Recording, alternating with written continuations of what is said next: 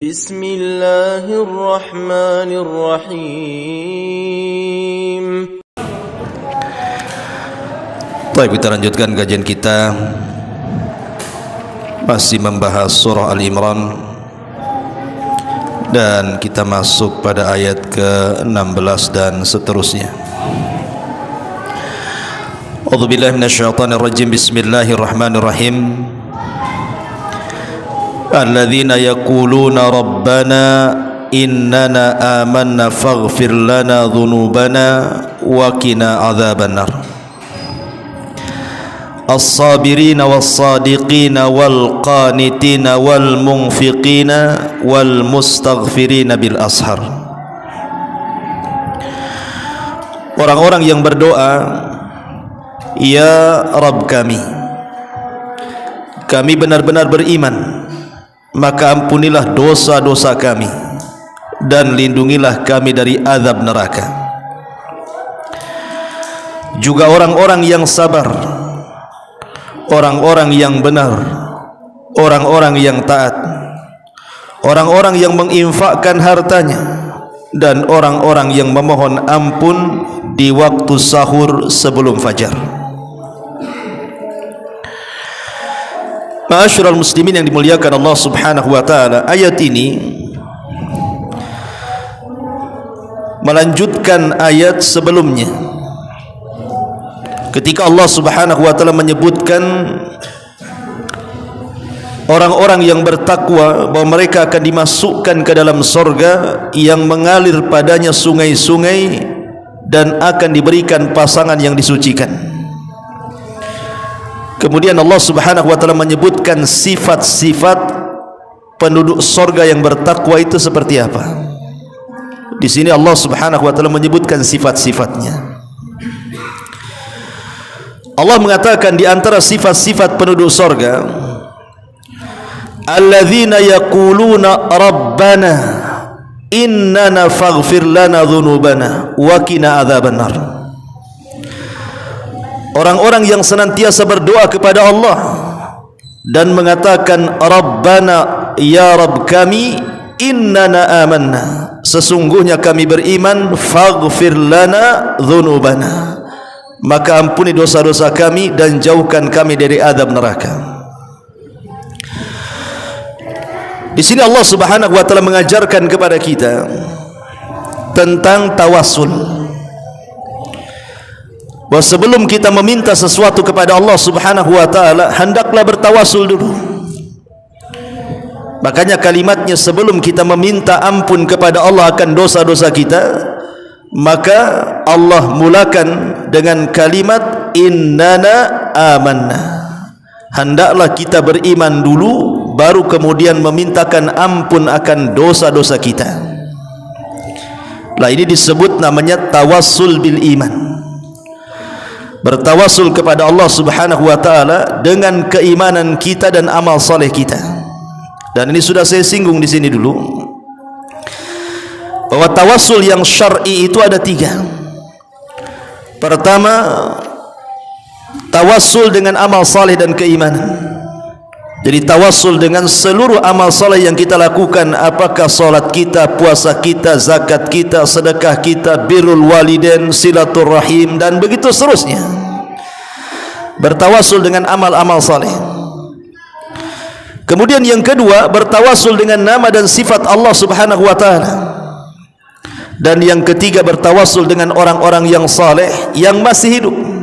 Sebagaimana Nabi SAW pernah suatu ketika mengatakan bahwa apabila kalian menjumpai orang yang bernama siapa namanya, seorang dari Yaman, Uwais Al-Qarani, naam, jazakallahu khairan. Kata Nabi SAW, apabila kalian mendapatkan seorang laki-laki yang bernama Uwais Al-Qarani, dia dari Qaran Yaman, maka mintalah doa kepadanya, sebab kalau dia bersumpah atas nama Allah, pasti doanya akan dikabulkan Allah Subhanahu wa taala. Uwais Al-Qarani ini digolongkan sebagai muhadram. Muhadram itu maksudnya hidup di zaman Nabi tapi tidak berjumpa dengan Nabi. makanya tidak digolongkan sahabat. Dalam istilah para ulama hadis disebut muhadram namanya, atau dengan kata lain kibarut tabi'in, tabi'in senior, karena hidup di zaman Nabi tapi tidak berjumpa dengan Nabi. Yang menghalangi Al-Qais Al-Qarani ini untuk berjumpa dengan Nabi karena birrul walidain, karena dia berbakti kepada orang tua, sehingga Uwais Al-Qarani ini tidak bisa menjumpai Nabi.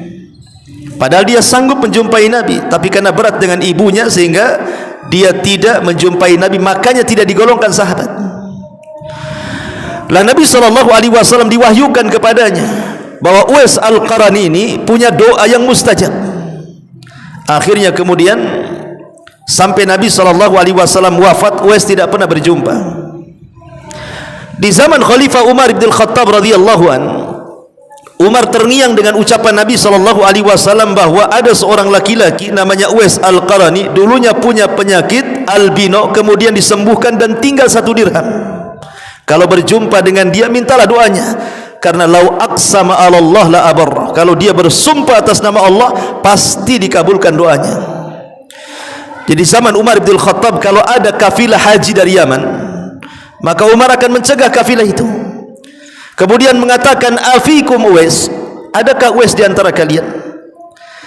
Maka orang-orang mengatakan tidak ada, wahai Amirul Mukminin. Kemudian tahun depannya lagi datang lagi kafilah dari Yaman, maka Rasul Umar bertanya lagi, afikum Uwais, adakah Uwais di antara kalian? Mereka mengatakan tidak ada, wahai Amirul Mukminin. Bertahun-tahun Umar mencari Uwais Al-Qarani ini, sampai pada waktunya datanglah kafilah dari Yaman. Kemudian Umar bertanya, afikum Uwais, adakah Uwais di antara kalian? Maka di antara mereka mengatakan ada, tapi Uwais tidak bersama kami. Uwais terhalang dengan kefakirannya sehingga dia harus bekerja di salah seorang penggembala kambing tuannya Arab, dan dia berada di daerah ini dan itu. Maka akhirnya Umar dan Ali bin Abi Thalib kemudian mencari. Tiba-tiba dia melihat ada orang yang sedang sholat. Kemudian diperhatikan, nampaknya ciri-cirinya seperti Uwais Al-Qarani ini. Kemudian selepas sholat, Umar bertanya, siapa namamu? Maka dia mengatakan, ana Abdullah, saya hamba Allah. Maka Umar mengatakan, semua Abdullah, semua kita ini Abdullah hamba Allah. Saya ingin nama yang diberikan ibumu kepada kamu. Akhirnya dia mengatakan, naam, saya Uwais, saya seorang yang bernama Uwais. Kemudian Umar mengatakan, dari mana asalmu? Dia mengatakan dari Qaran Yaman. Kemudian Umar bin Khattab radhiyallahu anhu mengatakan, berbahagialah Uwais, bahwa Nabi SAW sudah berdoa kepadamu bahwa setiap doa-doamu dikabulkan Allah, tolong doakan aku. Maka Uwais Al-Qarani kaget, sekelas Amirul Mukminin minta doanya. Secara keistimewaan ya jauhlah Umar jauh lebih utama dibandingkan Uwais. Tapi karena ada sabda Nabi SAW, maka Umar pun minta supaya didoakan oleh Uwais ibn Qaran. Akhirnya kemudian dia pun didoakan dengan syarat, cukup engkau saja wahai Amirul Mukminin, dan jangan ceritakan tentang diriku. Akhirnya Uwais pun setelah kematian ibundanya meminta kepada Umar untuk diutus berjihad di negeri Syam. Habis itu tidak ada kabarnya. Tapi dari sini menunjukkan bahwa Nabi SAW mengajarkan kepada kita semua tentang tawasul. Bahwa sebelum kita meminta sesuatu kepada Allah Subhanahu wa taala, tawasul dulu dengan amal soleh kita. Samalah bahasanya, kalau antum mau pinjam uang sama saya, kan tidak langsung Ustaz pinjam uang, enggak. Tapi kalau antum puji dulu, Ustaz nih ganteng, mantap, baik, ujung-ujungnya ada uang enggak Ustaz? Gitu maksudnya. Kan ada mukaddimah dulu tuh kan. Masalah yang minta-minta gitu. Artinya walillahi masalul a'la. Allah itu lebih berhak untuk itu. Sebelum kita meminta sesuatu kepada Allah Subhanahu wa taala, maka dahulukan dulu dengan tawasul. Dengan amal saleh kita, dengan iman kita, dengan nama dan sifat Allah, atau dengan orang-orang saleh yang masih hidup. Makanya di sini Allah mengatakan, alladzina yaquluna rabbana innana amanna. Orang-orang yang berkata, Rabb kami beriman kepadamu. kami beriman kepadamu ya Rabb, kami beriman dengan Rasulmu, kami beriman dengan kitab-kitabmu, baru kemudian kita katakan faghfir lana, kami minta ampun akan dosa-dosa kami. Kalimat faghfir lana itu diambil daripada ghufran.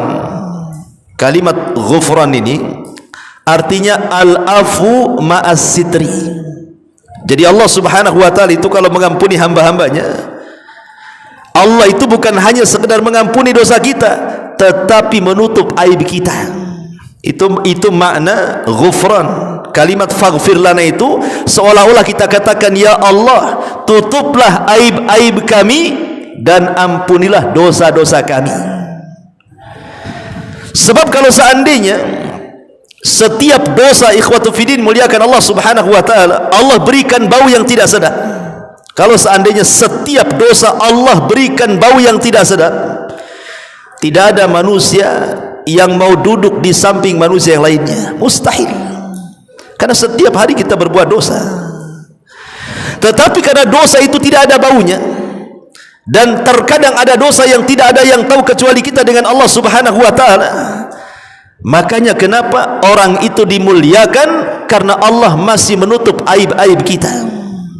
Makanya Imam Ahmad ibn Hanbal rahimahullahu taala, suatu ketika dia ke pasar. Namanya imam besar, orang pasar tahu semua lah siapa Imam Ahmad. Jadi dia belanja sana belanja sini gitu ya. Karena di zaman itu yang belanja laki-laki dan yang jual juga laki-laki di pasar. Kalau sekarang yang belanja laki-laki, yang jual perempuan, ya digoda lah kan. Kalau orang dulu pasar pun laki-laki, sekarang penuh dengan perempuan. Jadi Imam Ahmad ke pasar belanja. Bayangkan imam mazhab belanja ke pasar. Masa antum tidak mau belanja ke pasar? Suruh istrinya beli bawang, malu kan itu. Imam Ahmad, imam ahli sunnah, belanja ke pasar, bawa barang banyak. Namanya seorang ulama banjir, namanya ulama banjirlah, manusia datang ke mana-mana dan bertanya soal hadis. Bayangkan, belanja saja ditanya. Kemudian murid-muridnya ingin memuliakan Imam Ahmad, mengatakan, ya Imam, bagaimana kalau barang-barangmu kami yang mengangkat ke rumahmu, kau pergi saja duluan, nanti tahu sampailah barang-barang ini. Tapi Imam Ahmad mengatakan, jangan, ini tugasku. Kalian memuliakan diriku karena kalian tidak tahu aibku, katanya. Kalau seandainya Allah Subhanahu wa taala bongkar aibku di hadapan kalian, tidak ada satu di antara kalian memuliakan diriku, pasti kalian akan mengambil pasir dan meletakkan di kepalaku. Lihat, Imam Ahmad mengatakan seolah-olah ingin kalau kita pahami bahwa kemuliaan manusia itu karena Allah tutup aibnya. Kalau Allah bongkar aib kita, tidak ada manusia yang menghormati yang lainnya. Betapa banyak orang-orang yang kemudian melakukan dosa dan maksiat yang luar biasa karena tidak ada yang tahu, makanya orang masih menghargai orang itu. Lah itu nikmat dari Allah, Allah masih menutup aib kita. Makanya termasuk dosa besar orang yang menceritakan dosanya sendiri. Kata Nabi SAW, kullu ummati mu'afan illal mujahirin. Setiap umatku akan dimaafkan kecuali orang-orang yang terang-terangan menceritakan dosanya. Makanya sahabat bertanya, apa itu mujahirun ya Rasulullah? Maka Rasul mengatakan, orang yang melakukan dosa di malam hari, kemudian Allah tutup aibnya di malam hari, pagi harinya pula diceritakan kepada orang. Atau orang yang melakukan dosa di siang hari dan Allah sudah tutup aibnya, dia ceritakan pula di malam hari. Maka setiap umatku dimaafkan kecuali orang-orang yang menceritakan dosanya sendiri. Maka jangan sampai menceritakan dosa sendiri karena Allah sudah menutup aib kita. Lah kalimat faghfir lana, ya Allah ampuni dosa-dosa kami, maksudnya ya Allah tutupi aib kami dan ampuni dosa-dosa kami. Kemudian Allah mengatakan waqina adzabannar, dan jauhkan kami dari azab neraka. Kemudian Allah Subhanahu wa taala ingin menyebutkan tentang usul fadhailil mukminin. Di sini ada sifat, 5 sifat yang merupakan sifat yang melekat kepada seorang mukmin. Dan 5 sifat inilah yang menjadikan seorang mukmin masuk surga. Apa saja sifat-sifatnya? Yang pertama, as-sabirin, orang-orang yang sabar. Yang kedua as-sadiqin, orang-orang yang benar lagi jujur. Kemudian yang ketiga wal qanitin, orang-orang yang senantiasa melakukan ketaatan dan tepat waktu. Kemudian yang nomor 4 wal munfikin, orang-orang yang senantiasa berinfak dengan hartanya. Dan yang terakhir wal mustaghfirina bil ashar, dan orang-orang yang senantiasa istighfar di waktu sahur. Yang pertama as-sabirin, orang-orang yang sabar. Sabar ini rahasia suksesnya sebuah pekerjaan. Orang kalau ingin sukses sebuah pekerjaan apapun, baik urusan dunia atau akhirat, maka kuncinya di sabar. Pengusaha kalau tidak sabar, dia tidak akan sukses. Orang sakit ingin sembuh, kalau tidak sabar nggak akan sembuh penyakitnya. Termasuk juga orang yang beribadah. Orang kalau sholat tidak sabar, puasa tidak sabar, haji tidak sabar, nggak akan sukses ibadahnya. Makanya sabar itu puncak dari semua ibadah. Dan ulama membagi sabar itu kepada 3. Yang pertama as-sabru fit ta'ah, was-sabru 'alal ma'siyah, was-sabru 'alal aqdar, atau was-sabru 'alal qada'i wal qadar. Sabar ketika melaksanakan ketaatan, dan ini kesabaran level paling tinggi. Jadi puncak kesabaran adalah ketika sabar dalam rangka mentaati Allah Subhanahu wa taala. Kemudian peringkat yang kedua, sabar ketika menjauhi maksiat. Maknanya kalau ada orang bermaksiat, kita sabar untuk tidak bermaksiat seperti dia. Ada orang yang sedang minum khamar, kita sabar untuk tidak minum. Ada orang sedang bergibah, kita sabar lisan kita untuk tidak ikut menggibah, dan begitu seterusnya. Dan sabar menerima qada dan qadar. Lah kenapa sabar di atas ketaatan diletakkan level yang tinggi? Karena biasanya kalau orang sabar di atas ketaatan, memang dia sabarnya karena Allah. Antum memangnya tadi sholat tarawih, betul-betul sabar. Tidak mungkin orang sabar sholat kecuali karena Allah. Sebab kalau ibadah bukan karena Allah, tidak akan sabar. Makanya diletakkan di level pertama. Beda dengan sabar ketika menjauhi kemaksiatan. Karena menjauhi maksiat itu belum tentu karena Allah. Pamannya ada orang suka mabuk, tiba-tiba berhenti mabuk, kemudian ditanya, kenapa kok tak mabuk? Tak ada duit. Berarti bukan karena Allah, dia mabuk karena tak ada duit. Ya. Pamannya seorang berzina, kemudian datang ke dokter, kata dokter, kamu kena aid nih, kalau dilanjutkan bisa mati. Akhirnya tidak berzina. Bukan karena Allah, ucapan dokter, dia akhirnya tidak berzina. Artinya orang yang meninggalkan maksiat itu belum tentu karena Allah. Bisa saja karena malas, bisa saja karena kelemahan, ya bisa juga karena Allah Subhanahu wa taala, dia bertobat dan hijrah, kan itu ya. Makanya letaknya sabar di atas kemaksiatan itu diletakkan level kedua, baru yang terakhir sabar di atas qada dan qadar. Dan sabar di atas qada dan qadar ini berat, karena tidak semua orang itu sabar ketika menerima ujian.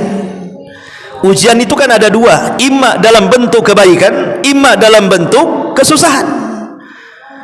Lah terkadang orang itu tidak sabar ketika menghadapi kesusahan. Makanya ulama mengatakan bahwa orang dengan kesusahan atau ujian Allah itu ada 4 kelompok. Orang dengan ujian dalam bentuk musibah itu ada 4 kelompok. Yang pertama, orang yang tasakhut. Tasakhut itu orang yang tidak terima dan tidak redha dengan takdir Allah dalam bentuk musibah, dan itu diungkapkan dengan lisan. Akhirnya dia menyalahkan Allah dan mengatakan, kenapa asih aku saja yang sakit, kenapa orang tidak? Kenapa asih anak aku saja yang sakit, kenapa anak orang tidak? Kenapa asih usahaku saja yang gulung tikar, kenapa orang tidak? Jadi dia mengucapkan dengan lisannya tanda ketidaksabaran dia. Dan ini seburuk-buruk manusia, menyalahkan Allah Subhanahu wa taala dan menjadikan ujian sebagai azab bagi dia. Kemudian yang kedua, orang-orang yang secara zahir dia sabar. Secara zahir dia sabar, dia tidak mengeluh. Tetapi jangan disentuh, jangan dipancing. Kalau dipancing keluar semua tuh keluhannya. Nah, ini tingkatan yang kedua nih. Nampak sabar, tapi kalau diajak ngobrol, wah keluar semua ngeluhnya. Susah hidup saya ini. Aduh, sasi gulung tikar, ngontrak terus, kredit macet. Tapi kalau tidak disentuh diam dia. Tapi masih mending lah ini daripada yang pertama. Ya. Kemudian yang ketiga, betul-betul dia sabar. Dia ikhlas, dia terima apa adanya, dia qanaah dengan pemberian Allah Subhanahu wa taala, sedikit banyak dia katakan alhamdulillah. Ini orang yang mantap. Dan yang lebih mantap lagi yang terakhir, dia redha, dia ikhlas, dia sabar, dan lisannya mampu mengucapkan alhamdulillah, menggabungkan antara sabar dan syukur.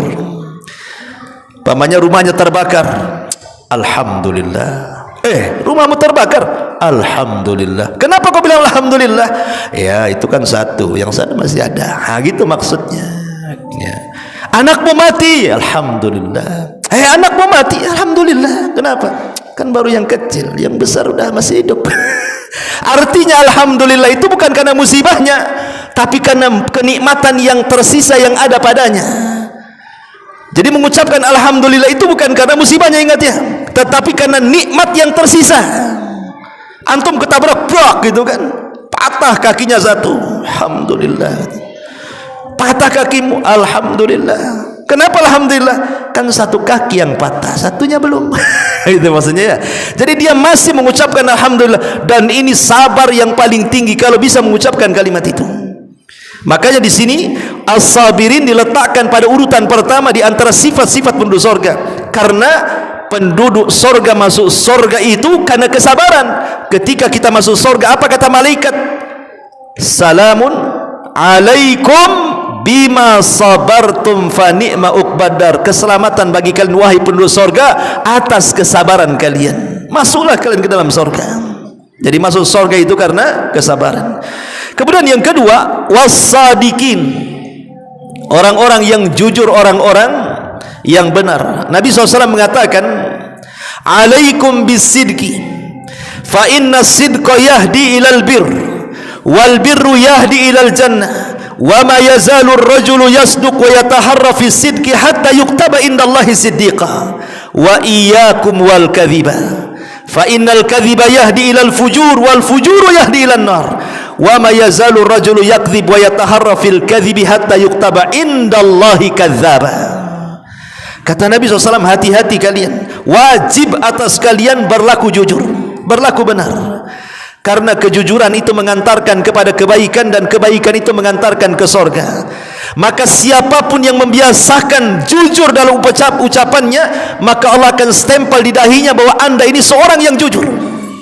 Tetapi hati-hati jangan berdusta, karena dusta itu mengantar kepada al-fujur, keburukan, dan keburukan itu mengantarkan ke neraka. Orang yang terbiasa melakukan dusta, nanti Allah cap di dahi kita bahwa anda kadzab, seorang pendusta. Dan kalau Allah sudah cap kita pendusta, tidak ada yang bisa mengatakan kita seorang yang jujur. Anehnya di masyarakat, ikhwan, ada orang-orang itu yang setiap hari merancang kedustaan, terutama di musim-musim politik nih. Di musim-musim politik ya, sekarang kan sudah muncul tuh bazar-bazar itu kan. Itu ada orang-orang yang merancang kedustaan tuh. Untuk mengalahkan lawan politiknya, dia akan buat isu-isu macam-macam, kemudian disebarkan di media, kemudian tersebar. Subhanallah ikhwan. Nanti besoknya buat berita apa lagi, besoknya berita lagi. Ada orang yang merancang kedustaan itu. Makanya nanti pada hari kiamat, di antara azab kubur yang disebutkan dalam hadis yang panjang itu, kata Nabi SAW, aku melihat ada orang yang diterlentangkan. Kemudian di sampingnya ada orang yang berdiri mengambil batu yang sangat besar. Kemudian batu itu dibenturkan di kepalanya sampai hancur. Kemudian setelah itu orang ini pergi mencari batu lain. Setelah dapat batu lain, kembali ke jasad orang itu, sudah balik lagi kepalanya, dibenturkan lagi, cari batu lagi, kembali lagi. Kullama nadijat juluduhum badalnahum juludan ghairaha liyadzuqul adzab. Setiap mereka dihancurkan, Allah kembalikan lagi, Allah kembalikan lagi, sampai mereka merasakan azab Allah. Ketika Rasul bertanya kepada Jibril, dosa apa orang ini? Maka Jibril mengatakan, karena dia telah berdusta hatta yablugul afaq. Karena dia suka berdusta sampai melambung ke ufuk. Apa maknanya berdusta sampai melambung ke ufuk? Orang dulu kalau menyebarkan sebuah isu, untuk menyebarkan satu desa saja lama tuh, karena dari mulut ke mulut. Tetapi orang sekarang membuat konten dusta, 1 menit kemudian sudah terupload di media, satu dunia tahu. Nah, itu namanya yablugul ufuk namanya. Hati-hati ya, jangan mengeser sembarang, jangan copy paste sembarang, apalagi jangan sampai membuat konten-konten yang di situ tersebar berita hoax, karena itu bukan sifat orang yang beriman. Sifat orang yang beriman as-sadiqin, orang-orang yang jujur dan orang-orang yang benar. Dan subhanallah, kejujuran itu sejak dulu langka, ikhwan. Makanya Nabi SAW sebelum diangkat menjadi Nabi dan Rasul menjadi terkenal itu gara-gara apa? Sifat sidiknya. Apa gelar Rasul sebelum diangkat jadi Nabi? Sadiqul Amin, orangnya jujur. Itulah sifat yang melekat bagi Nabi sehingga namanya melambung di tengah-tengah orang Quraisy. Sifat kejujuran itu, karena sifat kejujur di zaman itu saja langka gitu ya, apalagi di zaman sekarang. Ingat ketika saya bercerita tentang Umar ibn Khattab radhiyallahu an yang malam-malam keluar,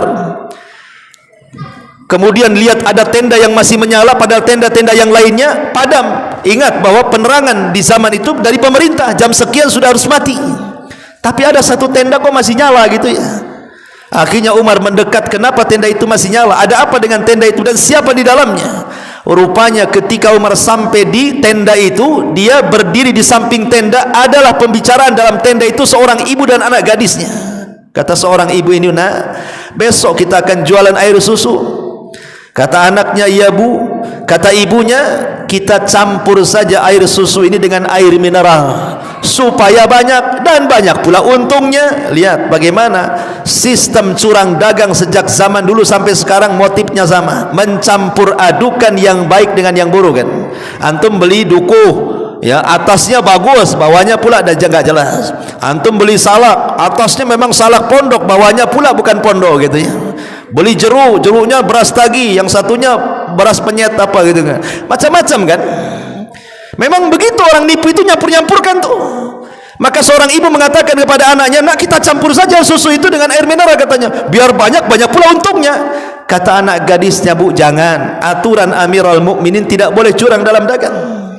Kata ibunya, "Nak, kan Amirul Mukminin tidak dengar dan tidak tahu, nggak ada masalah lah kan itu." Maka anaknya mengatakan, "Bu, walaupun Amirul Mukminin tidak tahu dan tidak dengar, ingat Amirul Mukminin punya Tuhan, dan Tuhan Amirul Mukminin Tuhan kita. Sebagaimana dia melihat Amirul Mukminin, dia juga melihat kita. Sebaiknya jangan lakukan." Ketika Umar mendengar kejujuran wanita itu, langka wanita jujur di zaman itu. Datang dia ke rumahnya, dikumpulkan anak laki-lakinya. Siapa di antara kalian siap menikah?" katanya. Di situ ada Ibnu Umar, ada Qasim Ibnu Umar, anak-anak Umar bin Khattab yang laki-laki. Akhirnya Qasim bangkit dan mengatakan, "Saya Abi siap menikah." Kalau begitu besok kulamarkan bibit unggul seorang wanita yang jujur katanya. Bayangkan, besoknya anaknya dibawa ke tenda itu. Ini orang nomor 1 Umar bin Khattab, anak presiden ya, dilamarkan dengan anak ruli, anak tenda, anak ruli, anak nomor 1 di tenda. Karena apa? Karena kejujuran. Akhirnya kemudian dilamarkan. Ketika datang ke tenda, ibunya kaget. "Amirul Mukminin, saya tidak curang." "Oh, bukan itu, saya mau melamar anakmu," katanya. Akhirnya menikahlah Qasim ibn Umar dengan wanita itu. Lahirlah seorang wanita solehah namanya Laila. Dari Laila ini lahir pemimpin Islam terkenal, Umar bin Abdul Aziz. Itu karena benih dari kejujuran, namanya as-sadiqin. Kemudian wal qanitin. Qanit ini artinya mulazamatut ta'ah, orang yang senantiasa melakukan ketaatan dan senantiasa mulazimu ala waktiha. Bukan hanya sekedar melaksanakan ketaatan, tetapi berusaha memperhatikan waktu-waktunya. Solat tepat waktu, puasa tepat waktu, zakat tepat waktu, haji tepat waktu, baca Quran tepat waktu. Pokoknya bukan hanya sekedar dia taat, tetapi dia juga memperhatikan waktu-waktunya. Itu disebut qanit dalam bahasa Arab ya. Jadi orang-orang yang betul-betul melaksanakan ketaatan tepat waktu, sebagaimana Rasul pernah ditanya tentang amalan yang paling utama, maka Rasul mengatakan as-salatu ala waktiha, salat tepat waktu. Kemudian yang nomor 4 wal munfikin, orang-orang yang berinfak, baik infak wajib seperti nazar, kafarah, infak seorang suami kepada keluarga, atau infak sunnah. Dan ini kesempatan 10 terakhir Ramadan, perbanyak sedekah dan infak. Kalau bisa setiap malam gitu ya, supaya bertepatan dengan Lailatul Qadar. Dan yang terakhir, wal mustaghfirina bil ashar, dan orang-orang yang beristighfar di waktu sahur. Kenapa di sini Al-Qur'an mengaitkan dengan waktu sahur? Waktu sahur kan istighfar di mana-mana waktu juga bagus kan itu. Tapi kenapa Al-Qur'an kemudian mengait-ngaitkan dengan ashar, waktu sahur? Karena waktu sahur itu tempat Allah turun sepertiga malam akhir. Nabi mengatakan, yanzilu rabbuna ila sama'i dunya fi kulli thuluthil lailil akhir wa dzalika kulla lailatin. Jadi Allah sepertiga malam akhir turun ke bumi, itu setiap malam tuh. Kemudian Allah akan berfirman kepada hamba-hambanya, siapa yang berdoa, man yad'uni fa astajibala, aku akan kabulkan doa-doanya. Wa man yas'aluni, siapa yang meminta kepadaku, fa'uti, aku akan berikan permintaannya. Wa man yastaghfiruni fa aghfirullah, siapapun yang minta ampun akan dosa-dosanya, ku ampuni dosa-dosanya. Maka siapapun yang ingin diampuni dosa-dosanya, bangunlah di waktu sahur bermunajat kepada Allah Subhanahu wa taala. Bayangkan, waktu itu adalah waktu undangan Allah. Allah mengundang kita di waktu sahur. Anehnya manusia terkadang lebih menghargai undangan manusia dibandingkan undangan Allah. Saya contohkan, seandainya antum ditelepon Pak Wali Kota, kata Pak Wali Kota, saya datang jam 3, tolong jemput. Kira-kira jemput gak antum? Pasti dijemput lah. Jam 2 antum pasti sudah jemput ya. Mungkin sebelum itu mobil antum cuci dulu, semprot dulu kan itu, pasang alarm di mana-mana, takut ketiduran. Sebab kalau seandainya telat, malu kita dibuatnya. Pak Wali ini mau datang, itu makhluk. Kenapa sedemikian rupa persiapan perjemputannya itu, sampai kita pun pakai rapi-rapi kan gitu ya. Nggak mungkin lah pakai kaos oblong ya, pasti pakai baju rapi, mobilnya juga bagus, pakai wangi-wangi, nggak tidur kalau bisa, takut ketiduran. Kalau bisa 1 jam sebelum wali kota datang sudah ada kita di bandara. Itulah undangan manusia, sedemikian rupa kita atur. Ini Allah ngundang kita di sepertiga malam nih ya, tetapi tidak tertarik juga dengan undangan Allah, padahal Allah yang menciptakan kita semuanya. Makanya Allah Subhanahu wa taala kaitkan waktu yang sangat istimewa untuk istighfar itu adalah di waktu sahur, karena disitulah malaikat turun dan menyaksikan kita, dan Allah pun menawarkan kekuasaannya. Siapa yang minta ku kasih, siapa yang berdoa ku kabulkan, dan siapa yang minta ampun ku ampuni dosa-dosanya. Subhanakallahumma bihamdika asyhadu an la ilaha illa anta astaghfiruka wa atubu ilaik. Allah taala. Assalamualaikum warahmatullahi wabarakatuh.